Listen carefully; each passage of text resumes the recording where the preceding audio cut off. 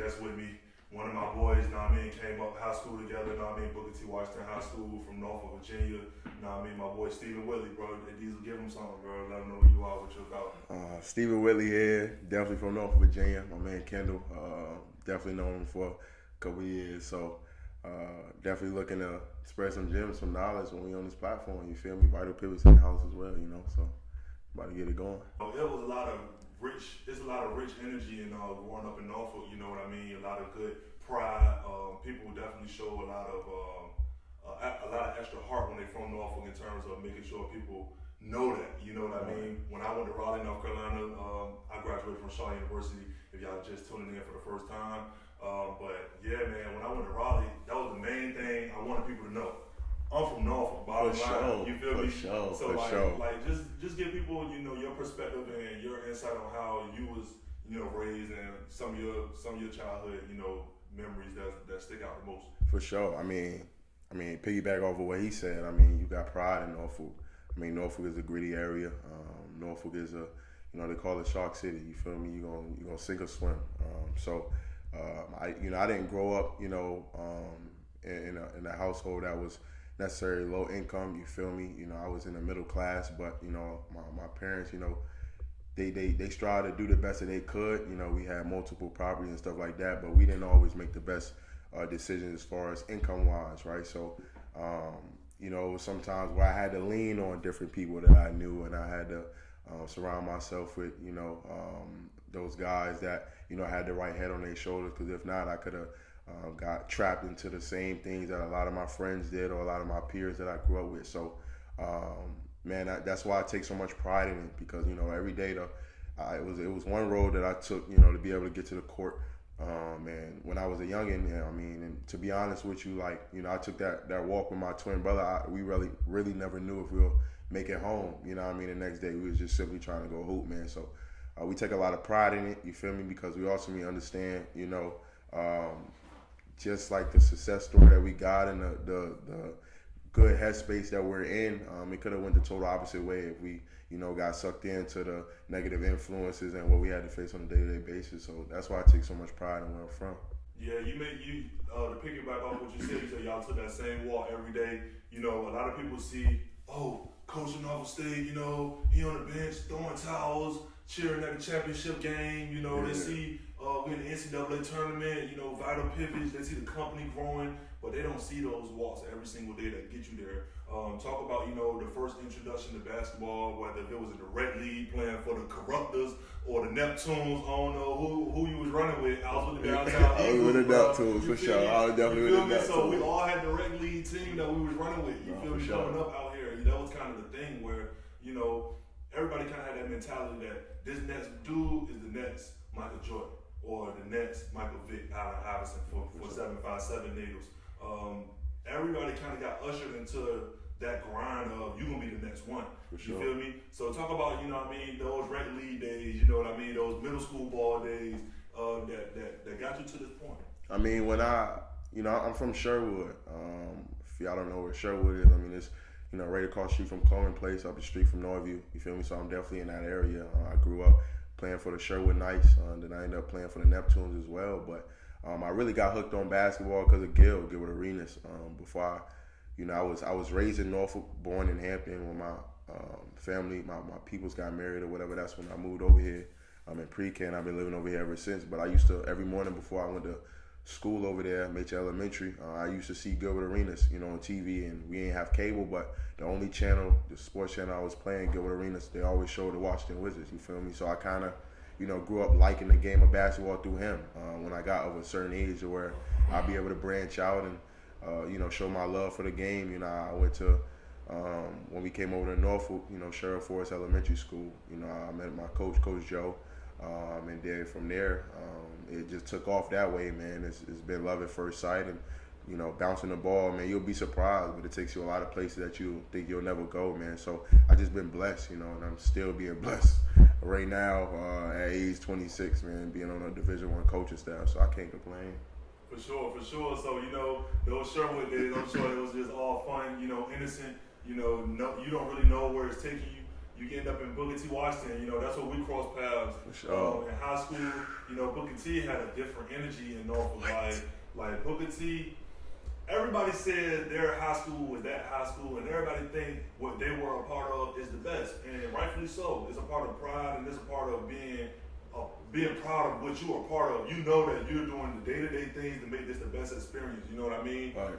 For me, it was marching band, drum major, front of the band, the dancing, best of the best, doing though. all this, doing all of that. You feel me? The best For you, of the it was best. basketball. So when we took it to other schools, we let people know, like, Booker T, we on the map. You That's feel a me? fact. You feel me? So tell the people, like, the energy that really surrounded the Booker Dome. Like, people, it's a mystique in there, bro. That balcony, the aura, it's really energy in there.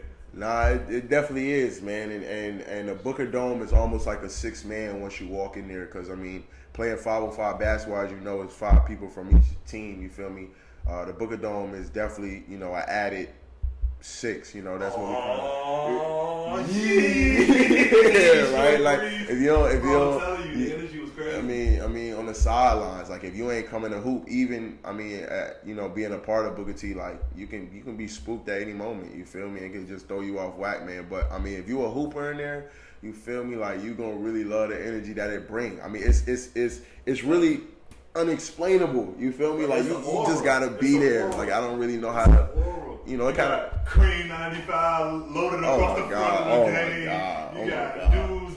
You got the dope boys betting on the game in the game. You got the band sitting up top. It's balcony people all across the front row of the balcony. Crazy. It's crazy. Like you really go in there. If you wasn't from the area, it'll really put like a fear in you in a way that you don't feel safe. For sure. But the only people that felt safe was the people that was a part of it, that understood that energy. That's a like fact. you said, you didn't know it was a feeling that was in there. Yeah. You feel what I'm saying? Like even like I didn't play basketball. I'm keep saying it. Because I'm proud of the fact. I just told my man, like, when you tall, every single day you deal with a question that just, like, drive your life for the most part. Like, every day I leave the house, people ask me, do I play basketball? I'm 6'7", and never played organized basketball. I was always the tallest dude, giraffe legs, goofy, not knees, but I mean, all that. to his credit, though, he has always spoke about basketball, talked and gave knowledge about basketball as well, man. So he kind of had his foot in the door in some way. You feel me? Like we all grew up as fans. Like I said, they ushered us into the "You're the next Michael Jordan, you're the next Magic Johnson." That's what made me stray away. Like it made me feel like, bruh, all of them over there play basketball, bro. Like everybody in the hood can't play basketball. Right. Somebody not gonna make it. And I had the reality mindset of looking like I'm here, like in the projects. Like, I'll rent $80. Like, I'm looking at dudes on the block. I'm looking at every single day people doing the same exact thing over and over. And the reality of it was, if 99 of us play basketball, 98 of us probably not going to make it. And I had that mentality like, I'm going to try to do something different. Like, because obviously, every single one of our coaches could have made it. They tell us, man, if I wouldn't have blew my knee out, you That's know, me right now. I would have made it. You know, that was the story. You feel me? Right. So it was like it kind of like drove me to a way of I gotta probably try to find another lane. Make sure my scholarship is stamped. Right. Facts. My scholarship will be there. Like I don't gotta wait on nobody to give me no offer. I pull up to however many schools I want to pull up. This one thing about band that's an advantage. Any school I want to go to, I can go to it. Because all I got to do is prove I can play. See, y'all got to prove to somebody's perception that you can play how they want you to. And you fit their system. It's a baseline general criteria for band. And when you fit that criteria, you can go anywhere. Because you under 9. Right. You know what I mean? Right. That's the advantage. So going to show, you know, it was funded 100% through band. You know what I mean? Band, a little bit of financial aid here and there. That's love. We good. Yeah, you know what I mean? You didn't have to worry. But you found your niche. You got that degree. You know? Business and accounting. Y'all stay tuned. Business management, baby. All business. You know what I mean? I'm telling you, man, that business management, man, they give you like gems.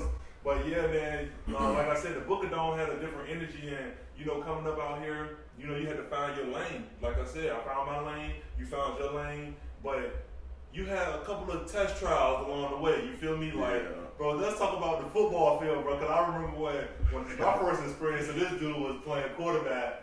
no line, scrambling every play, scrambling every play. Because they had this thing where they see the best athlete, and you mentioned like, you know, I told them like 8th grade, like I'm gonna try football, but I'm just starting to try it. Like, hey, they take the best athlete and they put them at the most needed position and depend on them to carry the team there. And then when you come on the show, they're like, man, you want that guy. Right. Bro, we ain't had no line, we ain't had no running game. No, nothing. Receivers ain't create no space, no defense. We don't got no kicking. Every time we score, we gotta go for 2. That's a fact. Like, That's real, a fact. What's the program? We had to like you said, I was an athlete, you know, so you know, I played football when I was younger. I mean, the same time I started basketball. Actually, I just gravitated towards basketball more. But I've always had a talent in football. You feel me? Like a lot of people tell me to this day, if I would have kept playing, I'd probably be somewhere I'm supposed to be at. You know what I mean? But I'm not worried about that. But I mean, I played quarterback, defensive end. Really defensive end. I wasn't like no tackler. I just contained guys. You know, I'm gonna grab your leg to a teammate come. I would just use my head. I was a smart guy. And same thing with quarterback. Like I love scrambling, to be honest. Like Mike Vick, like that's why I ain't mine. Cam Newton and Mike Vick, like they scramble, they dual threats. You feel me? So I had no problem with being no quarterback, man. I loved it. Just basketball was something I gravitated towards more. For sure. So you know, getting up out of Booker T, you know, we had a great senior trip, bro. Our senior year was a great crazy. year. People don't know that though. It was a movie. We did a lot of different stuff that most senior classes Don't do. and Booker T don't do. You're right. Like I said, I already explained the Booker Dome energy. So you kind of know what we're trending towards about the people that was in our class, you feel me? So going to Florida for that 4 days, that was rare. Crazy. You know, the prom, Crazy. you know, crazy, like that was a great experience. The but, breakfast, you know, getting and up all out the of good T, shit, you know, before getting to that step of, you know, straight out of high school, I knew what college I was going to. I knew what program I was going to be a part of. I was already in, you know, everything was there for me. It was just a matter of time. You know, you had to take a couple of stepping stones, you know, betting on yourself, you know, and, you know, explain those stepping stones and you know, let people know how valuable those years were at Fort Union and at Robert Morris. Well, I mean, to be honest, like, you know, it wasn't too much traffic that was coming through Booker T once I graduated. As far as recruitment purposes, my junior year I was playing for Boo, and I had a great summer. Garnered a lot of Division I interest. My senior year, I come out, first scrimmage we had, go up for a dunk, get undercut, break my hip. You feel me? So like now, it's kind of like I'm hearing from D2, D3 JUCOs. You feel me? I know I'm better. I know what I'm trying to do Division I. So, you know, I had to make a bet on myself. You feel me? Somebody that was in the Booker T program that I called a father. He had a connect to Fort Union Military Academy. He went there and played as a player. So I went up there, took a little visit. And then, you know, everything was good. You know, I went out there and performed, and I was able to do things. But I mean, I really had to bet on myself. You know, Fort Union, it was about $31,000 to go there for the year. When I went up there, you know, I played in front of them. They gave me a scholarship for about $24,000. So I had to come up with around $7,000 to $8,000 on my own. You feel me? And I mentioned earlier about the position my peoples was in. So we had to really scrape. I mean, and it kind of paid off for me in a sense, you know what I mean, after I went through what I went through at Fort Union Military Academy. But I took a bet on myself, and, you know, the bet came to life, you feel me? Yeah, and going to Charlotte, like I said, it covered most of what most of my expense. But, you know, that $10,000, you know, first it was $75 my first year, you know, luckily throughout the course of my years, you know, it went up. But the class before me, you know, they was in hopes all the way through, you know what I mean? Right. And I was able to reap that benefit. You know, my second year, my scholarship goes up. You know, you get academic scholarships. You know, I had a cousin that got me to come down there, so I had an advisor, kind of a mentor, somebody I can lean on, giving me the game of the college fiscal system in a way that I understood. Okay, first I'm physically working for my scholarship. I'm using my talents to get it, but in the classroom you gotta excel. Because those academic scholarships is the bread that go in your pocket. Right, that's a fact. That's you get that financial aid, boom, you got a couple grants, you got a little Pell Grant, whatever. You got a band scholarship or a basketball scholarship. You can, that's $7,000 after your freshman year. Come here, need that. Apply for 50, 60, 70. After my freshman year, I applied for like 50, 60, 70 scholarships, writing papers, You know, take this paper, use it for that scholarship, use it for this scholarship, apply for multiple scholarships. And you know, I got paid 20 bands a year to go to school. You know what I mean? I got cash money in my pocket. So for all the kids out there, you know what I mean? Y'all can get it. Y'all can get it straight up. Like, that money is out there for y'all to get. But this is what they don't tell you. All they tell you is to go sign a Parent Plus loan and take the loan out. And when you get out of school, you're going to get a job that's good enough to pay the loan back. You got to see Sally, man. And you're going to be paying them back for the rest of your life, bro. Yeah. Get yours. Like, make sure your freshman year, you get great grades. In the summer of your freshman year, don't go to McDonald's. Don't go to rallies. Don't get a job. Getting a job does nothing for you in the future. It only gives you a little check now and make money for the next person. Don't do that. Take that time that you're working, apply for as many scholarships as you can. I don't care if it's 50, 60, 70. Because if you only apply for 10, you might not get one. If you apply for 70, 80, 90, you probably gonna get 6, 7, 8, maybe 9. And those 9 scholarships, $1,000 here, $2,000 there, man, for sure. You know what I mean? And that goes straight to the pocket. Now you can invest in yourself. Now you can get a whip as a sophomore in college. Now you can get a crib. Now you the big dog at the school now. You got a crib, you got a whip. Everybody know that those are the keys to life right to success in college. Keys in the whip. That's a fact. Once you get the whip in the crib, you're good. So for all the kids out there listening to this, bro, make sure y'all play that college game because they playing you. You either gonna play them or they gonna play you.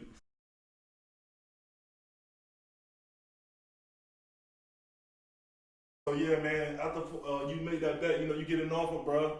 Now coming back to Norfolk, I know it had a little bit more for you, bro. Just being from Norfolk, you know, your whole life, like you said, from Sherwood to the Neptune to Booker T, you know, leaving for that little bit of time makes you grow and appreciate what you left. Now you kind of miss it a little bit. You get that call. What was that moment like when you found out, like, Norfolk finally offered me, bro? Like, I can go to Norfolk and it's going to work for me and I can get this grind going. I mean, it's crazy you say that, though, because I actually had the total opposite view. Like, total opposite. Like, when I left Norfolk because I knew what I went through growing up there. It was so much more to life than just Norfolk. You feel me? So once I got Norfolk, fun fact, didn't offer me out of Fort Union Military Academy. After I left Robert Morris University, I went for my freshman year. I was actually about to commit to North Carolina A&T.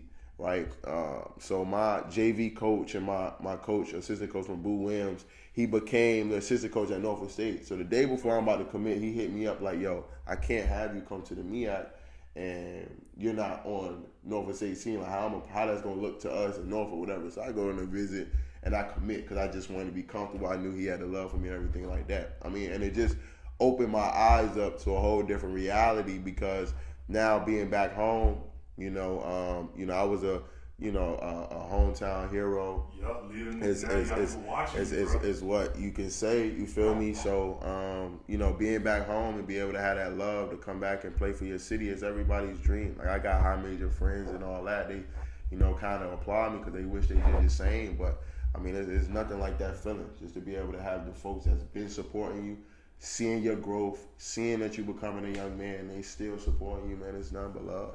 And I know that feeling, bro, was remarkable. Like I always had split thoughts, coming out of Booker T, going to Norfolk State, being a part of that marching band is valuable.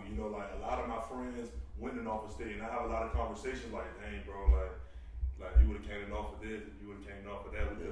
We could have this, that, and the third. And we always had those conversations. It's healthy, you know what I mean? It's fun.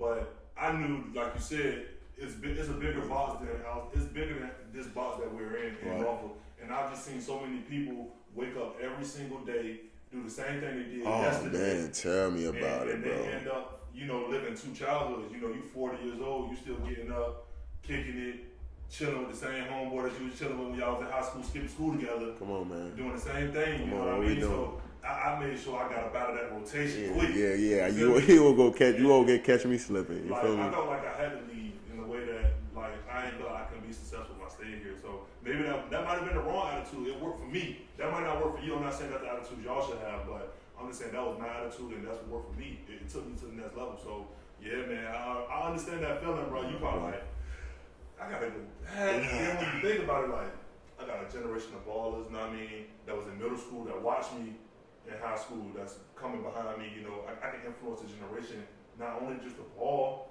Use your talents, bro, to fund what you want to do. Nah, for sure. You know, we talking about taking risks. You know, we talking about vital pivots in life, not just brands. You know what I mean? Right. That's a it's fact. bigger than just the brand. Like, you got to use what you're doing in terms of the physical grind, the physical work to fund the things you actually can do to create revenue for yourself. That's a fact. As an entity. So yeah, like, elaborate on what vital pivots truly mean to you, so that people can understand what they flexing when they rock that T, bro. Cause I like that T right now. I appreciate it, bro.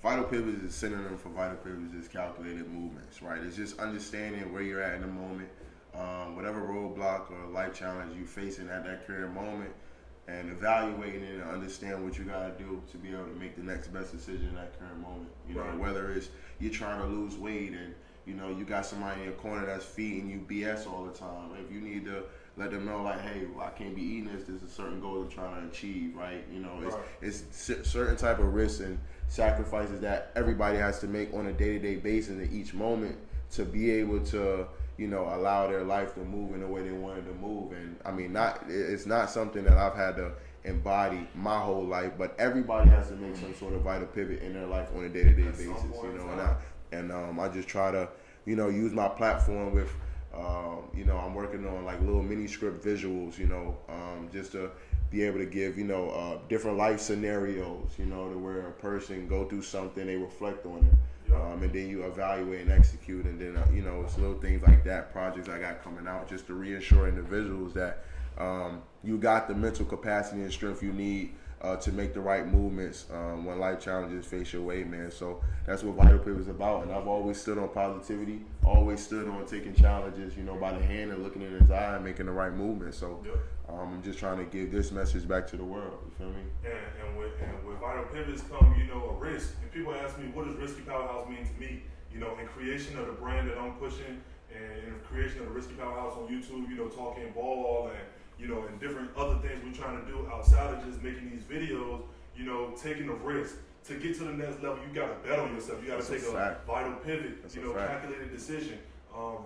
Taking that risk is just like going to college. Like I said, you taking out all these loans in hopes that you can trust your work individually to bring back that revenue that you bet on yourself. Right. You feel me? So it's all about taking risks, not being afraid of the unknown. You don't know what's on the other side of that door, but you got to walk through it with confidence. And you know, you're going to make a couple mistakes here or there along the way, but those mistakes are really life lessons. You know, I pay for my mistakes with what?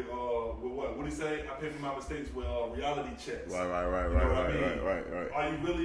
Is it really a mistake, or is it just a stepping stone? And a learning lesson, Learning curve. You feel me? Pay for your mistakes with reality checks. Y'all gotta remember that. That's a bar right there. Right.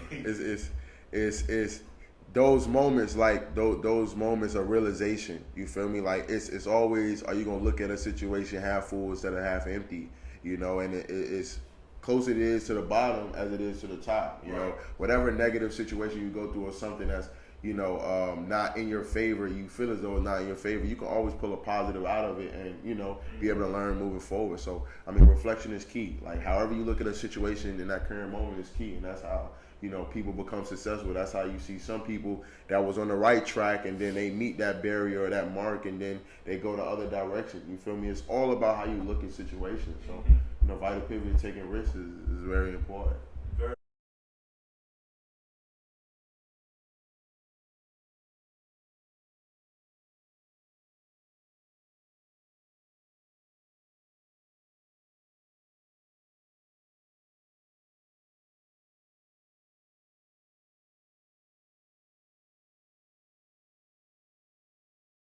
Important. And you know, coming through as a player, like, bro, you really like check back in to where you was once before every single time. Like, you can't get away from it, bro. So when you know, coming through as a player, you know, the day-to-day grind, you kind of blind eye. You don't really know what's tomorrow. All you know is I'm going to practice today. You know, I'm in this game, I'm locked in. You know, I'm trying to make sure we win each possession, all of those things. Like I said, I played organized basketball. So like when I look at a player like James Harden, I don't trust his winning intangibles in a way that I don't think day to day he's doing the things that he was doing in 2013 to become a star. Right. You know, I think he kind of have the cachet of, oh, I'm James Harden, and I'm gonna be James Harden every time I touch the floor. Nah, bro. You gotta keep doing that same thing, that same routine, and it can't get old. And that's why I trust a guy like Bron. Like Bron, my favorite player for that. You know, I'm growing into Giannis more and more because he got that attitude day to day. Right. Like day to day, explain like, you know, the grind of a college career, being a basketball player, growing from, you know, a wet behind the ears freshman to, you know, maybe a starter in your sophomore year that, you know, your team ain't really depending on you to be that guy every night, but you definitely have an impact on which, if y'all gonna be good or bad. You gotta be there. So I'll give you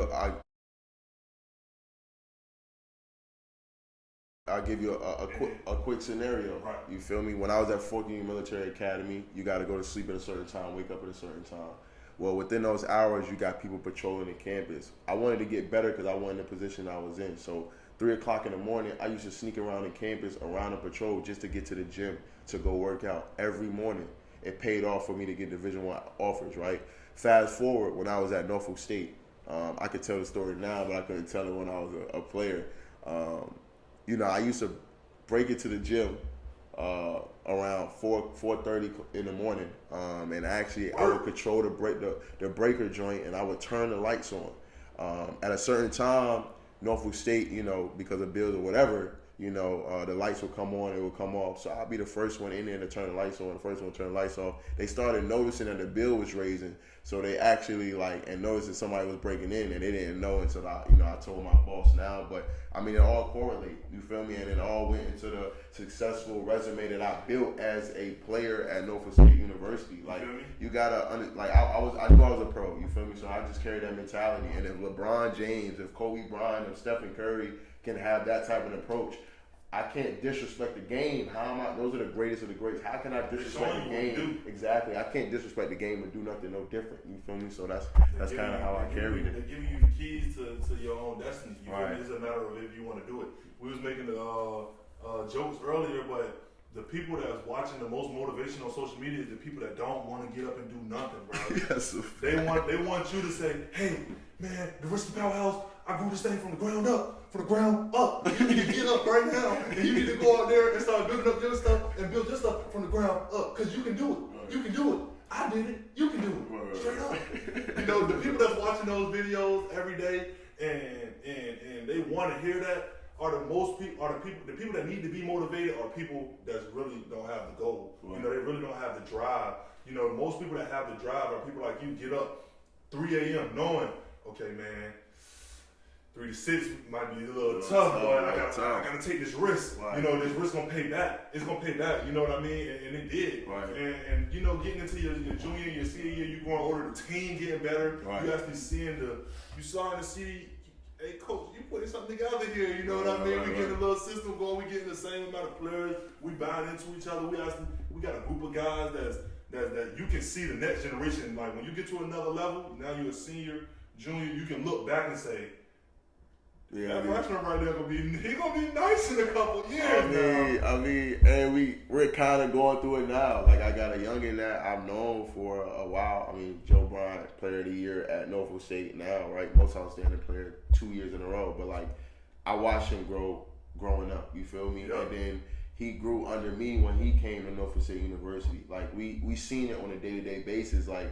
the way that we kind of was competitive in practice and the way that we had our approach, like we never let the youngest slack, and they bought the talent and they bought their hard hats on every day to work. And so as we leave, right, they're creating a legacy now for themselves that's far beyond what we could imagine, and we're proud of it because we know we got our hand in the part, man. So and on Instagram, I've seen a post that you made, bro, like after coach was awarded HBCU Coach of the Year, when I'm mistaken. Yeah, for sure. Okay, so you said it was very special and it was an honor that you was there to witness him get that, because 4 out of 5 of y'all starters are different, bro. Yeah, like, think about that though. You just get a co-share at a regular season championship. the MEAC championships. 4 out of your 5 starters leave. Usually teams are rebuilding stages like, what's next? We come back and have the best record Norfolk State University has ever seen. You feel like again. Come on, man! I forgot I even had it. You feel me? Like, what type of that's different. That's different. You know. I mean, so when we start talking opportunity, it's time to start giving these HBCUs. Y'all need to start sleeping on. Come on, man. Bro. Come on. I went to Shaw University. Amir Hinton went to Shaw University. Yeah, I know. He was averaging 33. And I watched it. I watched multiple 50 balls. I watched 40 balls. And it's a shame that, you know, the New York Knicks that season, I watched this draft from 1 to 60. I watched the second round. How many people you know watched the second round, bro? Yeah, nobody. Because I'm thinking, like, bro can get in this top 60, bro. You feel me? Right. He can do it, bro. Like, but this is what they did. Pick number 58 or 56, the New York Knicks had. They took a guy, they signed him after the draft, undrafted, and made him and 2 other guys compete for a 2-way. Him and the other guy made the 2-way. They was on the Winchester Knicks, and they cut the guy that they drafted. So why not draft the guy that's the best player? Right. You seen the combines, you seen the workouts, you seen this dude roasting these dudes up all summer. There's no more workouts that we gotta have. Because when you dealing with guys that's in the second round, when you dealing with guys that's coming up, they got to do 10, 15, 20 workouts. You're not number 1 pick. You're not Zion. Zion pull up, say, what pick you got? We got pick 4, but we think you'd be great for our team. It just end the interview, bro. I ain't even going to be on the board at pick 4. There's no reason for me to work out. Like, why am I working out? I'm looking at LaMelo Ball. You got pick number 9. Bro, I'm going to be off the board already, bro. By that time. I'm going to go ahead and fly to pick 1 and 2 and see what they talk about. Because I know that's what I'm going to be. You feel me? But those lower end guys, like, they going through workouts every day. Even the day of the draft, like, they working out, they showing, they got to prove themselves. So they knew it is, bro. It's political, bro. They didn't want to draft a Division II Shaw University kid. HBCUs. Because it's gonna put a light on something to where now you got to, it put pressure on the HBCUs too in a way that, okay, when we put that light on you, though, you got to follow it up now. Like now, next year, you got to come out with another player. And 2 years from now, you got to come out with another player. And when you don't, you're like, the little spark you had, it goes dim. And that's kind of what happened. Last year was probably a breaking point in the HBCU culture with Troy Baxter Jr. And Anthony Tark actually getting, you know, a lot of NBA workouts, getting in summer leagues, because that's a rare sighting. I mean, even when HBCU culture now is on the rise, you know, and we having these different types of invitationals and these different type of showcases, and even, you know, we was a part of the CP3 one, and then Michael B. Jordan had one, you know, and then the All-Star game and all that stuff. It's like now is you know, the alertness or the awareness to the HBCU and what we are about and what we bring is kind of on the rise. So I feel like we're actually, you know, people aren't catching notice. You know, we're on a bigger stage in front of bigger people. People are catching notice, man. But there's still a lot of work to be done. You know, they always say we're never enough. You know, undervalue and stuff like that. So we constantly gotta prove ourselves. But we got guys that's really motivated and, you know, skilled guys actually that's pushing the narrative of we can, you know, definitely do the same things as some of these high majors and these other mid majors that y'all so-called look at that's supposed to be greater than us. So, I'm loving it, man. I'm not gonna lie, to these new generation of HBCU talents and kids, man. It's, you know, it's a sight to see, man. So. Yeah, man. And like you said, like players like you know, coming from Booker T, going to Norfolk State, reaching back to Booker T, and then coming out of Norfolk State, you know, getting on the coaching staff, reaching back to those younger guys, day to day, moment to moment. Those moments add up, and you know, obviously, you know, you keep building and you keep building and you keep building, and it becomes years and years of a difference maker. You know what I mean? So, bro, I just want to thank you for that, bro, because you helping the city, bro. You don't know it, bro. It's somebody watching you, bro. Like I said, it's somebody laying in their bed, bro. And they don't plan on doing nothing, bro. Have you made your vital pivot today? When you have the opportunity at this moment right now to make the best calculated move you possibly can. You see what I'm saying? But like you really making a difference to people that have that vision as well. People see people like you day to day. You know, it might be somebody at Tennessee State like you. You know, somebody at Alabama A&M. You know, Mo Williams just got a job at Jackson State. It's gonna be a lot of things flocking to Jackson now with Deion Sanders and Mo Williams. Right. You're right. Department. You feel what I'm saying? So like guys like you was taking it to the next level, and hopefully, you know, the next 5 to 10 years, you know that you be a key element in that exposure. You know what I mean? It's things that can happen. You never know. You know, aim high. You know, be ready for that pin. You know what I'm saying? So like, you never know. We can put ourselves in position with just the education, the knowledge, the exposure, and talking to the right person. That one conversation can change your life. Your whole life. So yeah, man, thanks for coming on the show, bro. I really appreciate it. You know, these dudes just got back from the NCAA tournament. Busy schedule. Really didn't have to sit down with me for 30, 40 minutes, you know what I mean, and kick it. What you did, bro. For sure. I appreciate that, bro. Look, second dapper, you feel me? We gotta get out of here. Everything risky, man. You know what I mean? It's risky, you feel me? You know what I mean? I remember we was playing a couple community days, rain, knock that down. You know, when we bring that back this summer, we can get the brands going, bro. We start talking business, bro. Try to figure out some creative ways, man, to get the city booming, man, for real. Cause you know, it's a matter of just the individuals making it happen, bro. For sure. And people watching this, bro. They really are. So this is the Risky Powerhouse. Got Coach Stephen Whitley, you know what I mean? Former basketball player at Northern State University. 2022 MEAC champ, 2021 champ, back to back, bro. Think about that, bro. Back to back. As a freshman, walking in Norfolk, bro. You ever think you'll be right here where you at today? Nah. So I'm eager to see where I'm gonna be at in the next 5 to 10 years. Well, I'm telling you, we putting in a lot of work out here, bro. I know where I'm gonna be in the next 5 to 10 years. So yeah, man, we love y'all, man. Thank y'all for showing up to another episode of the Risky Powerhouse. If y'all made it this far in the video, y'all should definitely leave it a like, subscribe, share, man. Share. Take this video to the next level. You feel me?